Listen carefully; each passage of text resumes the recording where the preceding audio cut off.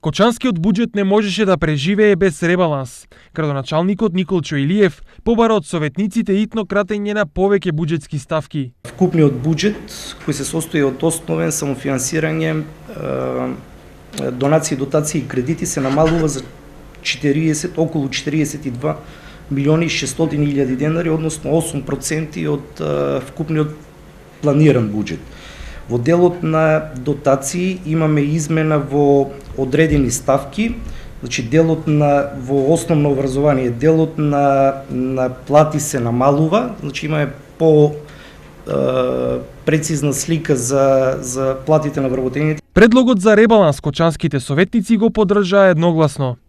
Секако дека е непопуларно да вршиме намалување, меѓутоа дел од причините се и објективни, а тоа се изборите, меѓутоа дел од причините се и субјективни или лошо раководење со општината до сега. Ги поддржавме, ги гласавме на комисиите и еви сега пред вас се од една единствена причина која што беше кажана и од говорното лице.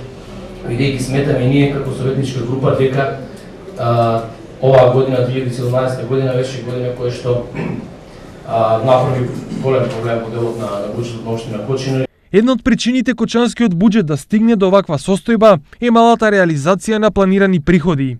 Пример, наместо планираните 20 милиони денари од продажба на градежно земјиште, општината собрала едва 1 милион денари.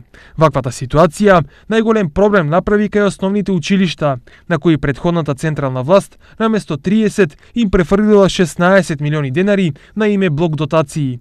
За нормално функционирање на училиштата, Кочани ќе бара интервенција од централната власт. На третата седница на новиот совет на општина Кочани едногласно беше изгласана и нова формула за распределба на парите наменети за училиштата.